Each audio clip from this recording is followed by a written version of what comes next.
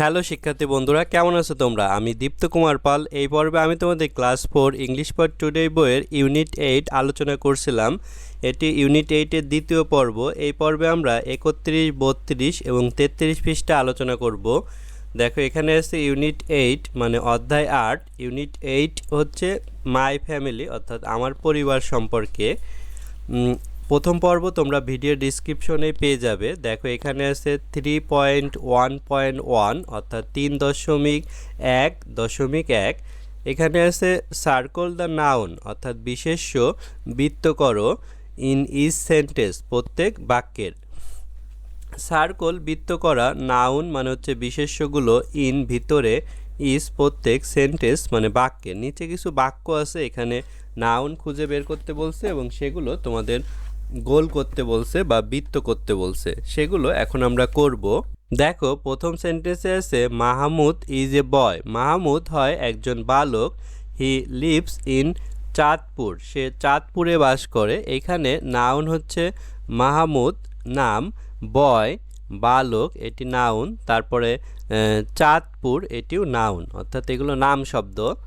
B his grandparent stay at home, তার দাদা দাদি বাড়িতে থাকে। এখানে গ্র্যান্ড প্যারেন্ট হচ্ছে নাউন, হোম এটিও noun. C Rina is his sister, Rina হয় তার বোন। They go to school together, তারা একত্রে বিদ্যালয়ে যায়। এক্ষেত্রে এই যে রিনা হচ্ছে নাউন, সিস্টার নাউন, তারপরে এখানে হচ্ছে স্কুল বিদ্যালয় এটিও নাউন।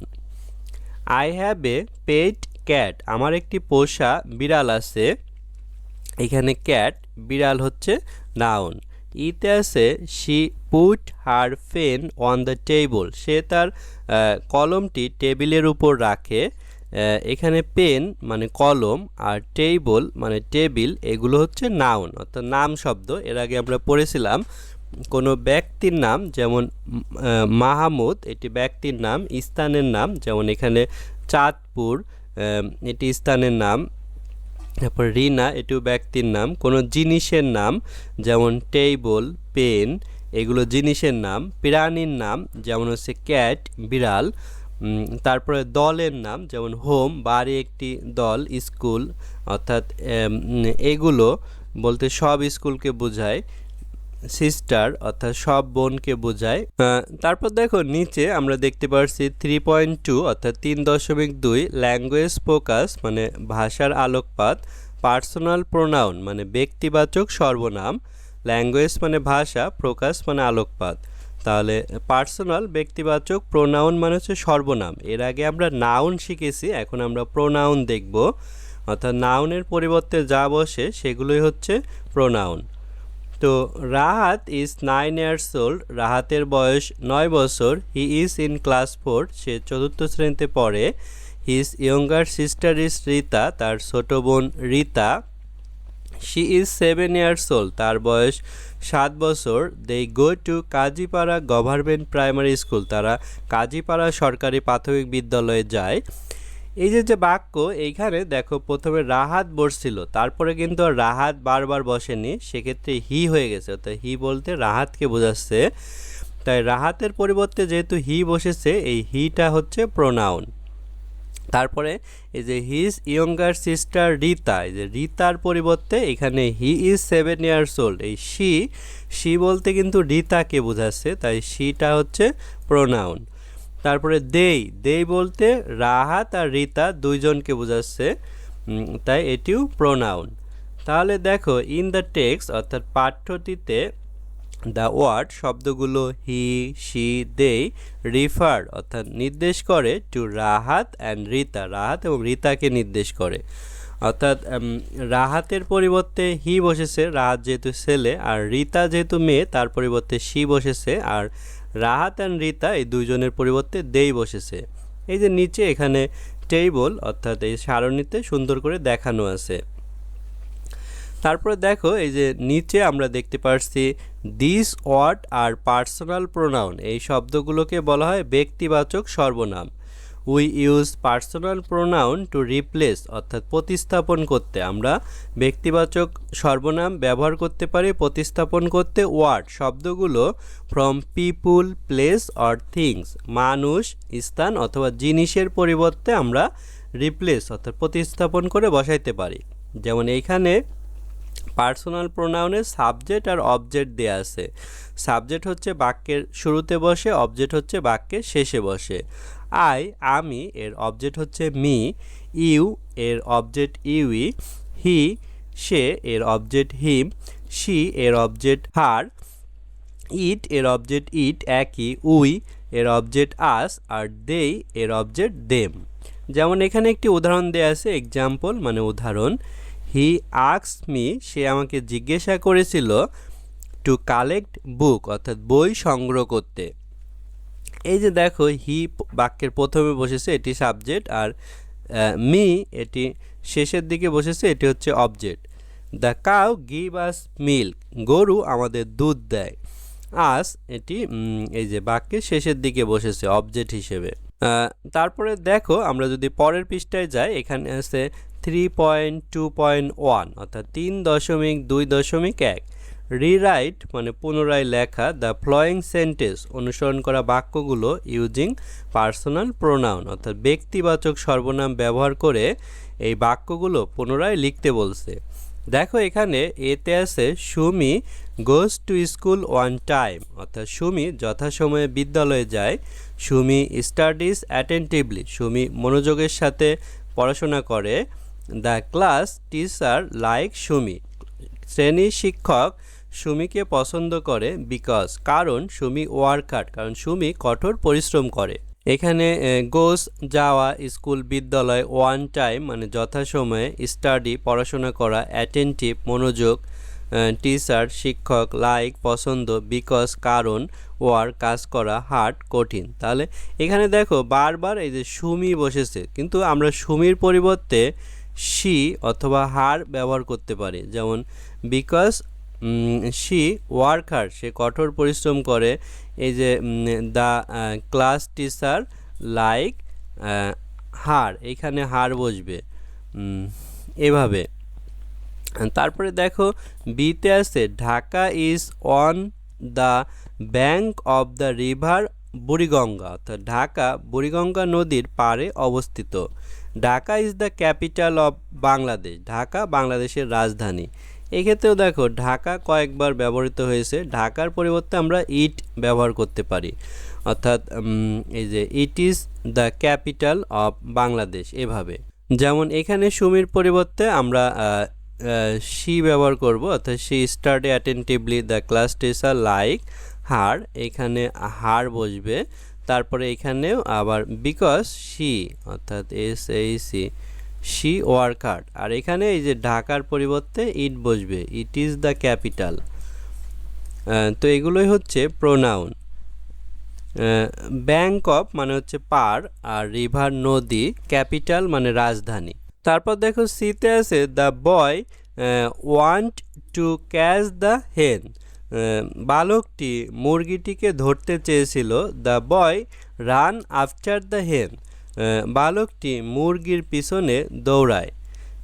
তো এখানে এই যে দ্য বয়ের পরিবর্তে হি অর্থাৎ দ্য বয় ওয়ান্ট চেয়েছিল টু দিকে ক্যাচ ধরা হেন মানে মুরগি।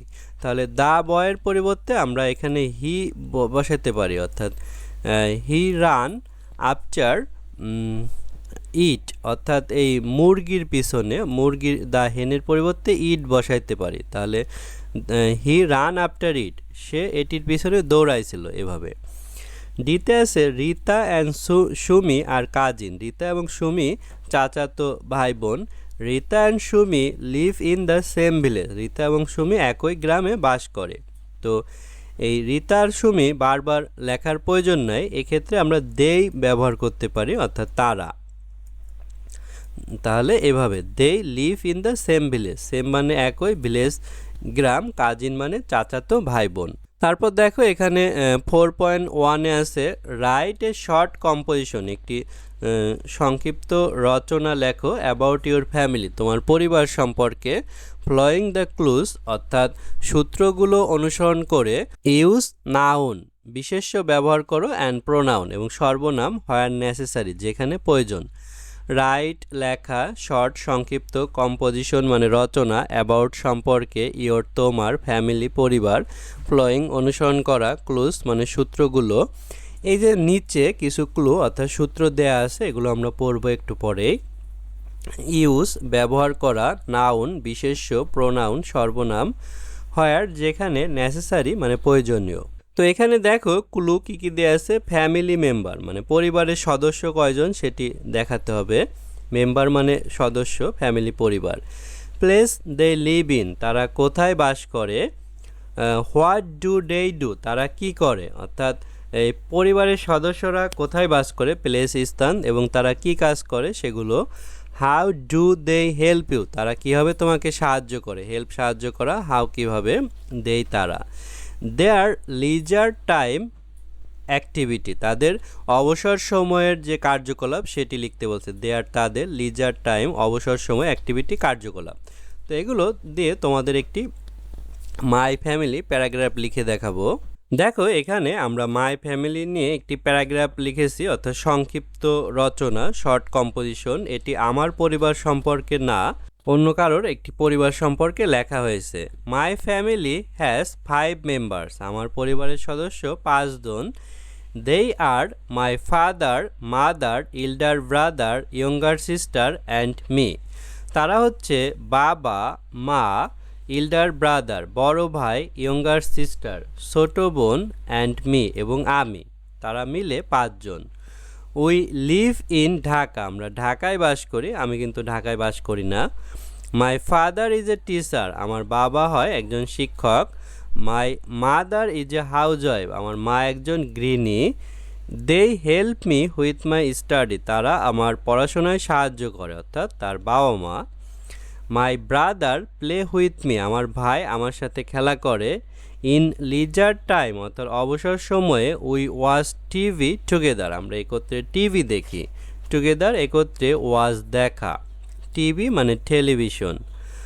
I love my family very much আমি আমার পরিবারকে খুব ভালোবাসি। লাভ ভালোবাসা, ফ্যামিলি পরিবার, ভেরি মাচ খুব বেশি। তাহলে এভাবে কোনো একজনের পরিবার সম্পর্কে এই শর্ট কম্পোজিশনটি লিখেছি, তোমরা তোমাদের পরিবার সম্পর্কে এভাবে লিখতে পারবে। আমি আবারও পড়ছি। মাই ফ্যামিলি আমার পরিবার। মাই ফ্যামিলি হ্যাজ 5 মেম্বার্স আমার পরিবারের 5 জন সদস্য। They are my father, mother, elder brother, younger sister and me তারা হয় আমার বাবা, মাই ফাদার আমার বাবা, মাদার মা, ইল্ডার ব্রাদার বড় ভাই, ইয়ঙ্গার সিস্টার ছোট বোন, অ্যান্ড মি এবং আমি। উই লিভ ইন ঢাকা আমরা ঢাকায় বাস করি। মাই ফাদার ইজ এ টিচার আমার বাবা একজন শিক্ষক। My mother is a housewife আমার মা একজন গৃহিণী। দে হেল্প সাহায্য করা, মি আমাকে, হুইথ মাই স্টাডি মানে পড়াশোনায়। তাহলে they help me with my study তারা আমার পড়াশোনায় সাহায্য করে বা করেন। My brother play with me আমার ভাই আমার সাথে খেলা করে। ইন লিজার টাইম অবসর সময়ে উই ওয়াচ টিভি টুগেদার আমরা একত্রে টিভি দেখি। I love my family very much আমি আমার পরিবারকে খুব ভালোবাসি। দেখো এভাবে আমরা শর্ট কম্পোজিশনটি লিখেছি। তারপরে এখানে আছে 5.1-এ লিসেন অ্যান্ড রিসাইট শোনো এবং আবৃত্তি করো। লিসেন শোনা, অ্যান্ড এবং রিসাইট আবৃত্তি করা। অর্থাৎ এখানে একটি ছড়া আছে, এই ছড়াটি তোমাদের শুনতে বলছে এবং আবৃত্তি করতে বলছে। সুন্দর একটি ছড়া, এই ছড়াটির নাম মাই ফ্যামিলি মানে আমার পরিবার। মামি অ্যান্ড ড্যাডি লাভ মি মা এবং বাবা আমাকে ভালোবাসে। Grandpa and granny love me দাদা এবং দাদি আমাকে ভালোবাসে। আই লাভ মাই ব্রাদার আমি আমার ভাইকে ভালোবাসি। হি লাভ মি টু সে আমাকে ভালোবাসে। আই লাভ মাই সিস্টার আমি আমার বোনকে ভালোবাসি। She love me to say আমাকে ভালোবাসে। মামি অ্যান্ড ড্যাডি মা এবং বাবা, গ্র্যান্ডপা অ্যান্ড গ্রানি দাদা এবং দাদি, ব্রাদার সিস্টার অ্যান্ড মি ভাই বোন এবং আমি। Together we make a family একত্রে আমরা একটি পরিবার তৈরি করি। এ হ্যাপি ফ্যামিলি একটি সুখী পরিবার। এ হ্যাপি ফ্যামিলি একটি সুখী পরিবার। এভাবে দেখো আমরা এই রাইমটি পড়লাম। এখন আমরা প্রত্যেকটা শব্দের বাংলা সহ পড়ব। দেখো মামি মানে হচ্ছে মা, আর অ্যান্ড এবং ড্যাডি মানে বাবা, লাভ ভালোবাসা, মি আমাকে। তাহলে মামি অ্যান্ড ড্যাডি লাভ মি, মা এবং বাবা আমাকে ভালোবাসে। গ্র্যান্ডপা মানে দাদা, অ্যান্ড এবং গ্রানি মানে দাদি, লাভ ভালোবাসা, মি আমাকে। তাহলে grandpa and granny love me, দাদা এবং দাদি আমাকে ভালোবাসে। আমি লাভ ভালোবাসা, মাই আমার, ব্রাদার ভাই।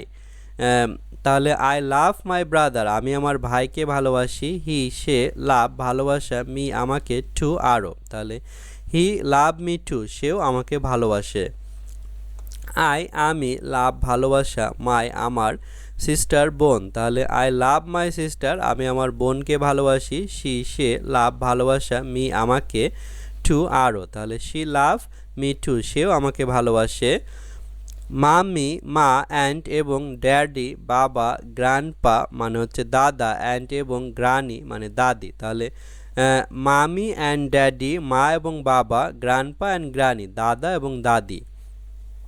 ব্রাদার ভাই, সিস্টার বোন, অ্যান্ড এবং মি মানে আমি। তাহলে ব্রাদার সিস্টার অ্যান্ড মি ভাই বোন এবং আমি। টুগেদার একত্রে, উই আমরা, মেক তৈরি করা, একটি ফ্যামিলি মানে পরিবার। তাহলে together we make a family একত্রে আমরা একটি পরিবার তৈরি করি। একটি হ্যাপি সুখী ফ্যামিলি পরিবার। তাহলে এ হ্যাপি একটি হ্যাপি ফ্যামিলি সুখী পরিবার। এ হ্যাপি একটি হ্যাপি ফ্যামিলি সুখী পরিবার। দেখো এখানে আমরা দেখতে পাচ্ছি সুখী পরিবার। এখানে দেখো বাবা মা, দাদা দাদি এবং 3জন সন্তান দেখতে পাচ্ছি, 2জন ছেলে 1জন মেয়ে। তারপর দেখো 5.2তে আছে recite the rhyme in chorus, অর্থাৎ সমবেত হয়ে এই ছড়াটি আবৃত্তি করো। রিসাইট আবৃত্তি করা, রাইম ছড়া, কোরাস মানে সমবেত অর্থাৎ একসাথে হয়ে ছড়াটি আবৃত্তি করতে বলছে। এই সুন্দর ছড়াটি তোমরা নিজেরা আবৃত্তি করবে। আমি আরও একবার পড়াই দিচ্ছি। হ্যাপি ফ্যামিলি সুখী পরিবার। মামি অ্যান্ড ড্যাডি লাভ মি মা এবং বাবা আমাকে ভালোবাসে। Grandpa and granny love me দাদা এবং দাদি আমাকে ভালোবাসে।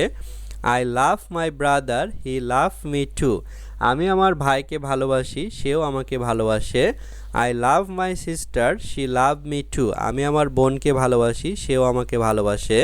মামি and daddy, grandpa and granny মা এবং বাবা, দাদা এবং দাদি। ব্রাদার সিস্টার অ্যান্ড মি ভাই বোন এবং আমি। Together we make a family একত্রে আমরা একটি পরিবার তৈরি করি। এ হ্যাপি ফ্যামিলি একটি সুখী পরিবার। এ হ্যাপি ফ্যামিলি একটি সুখী পরিবার। তাহলে বন্ধুরা আজ আমাদের ভিডিও এ পর্যন্তই। ভিডিওটি ভালো লাগলে তোমরা চ্যানেলটি সাবস্ক্রাইব এবং বেল বাটনে চাপ দিয়ে রাখতে পারো। এছাড়া 4র্থ শ্রেণীর আমাদের একটি অনলাইন ব্যাচ আছে, সেখানে তোমরা ভর্তি হতে পারো। আমাদের ইউটিউব চ্যানেলেও নিয়মিত ভিডিও আপডেট হবে, তাই চ্যানেলটির সঙ্গেই থেকো। ধন্যবাদ সবাইকে।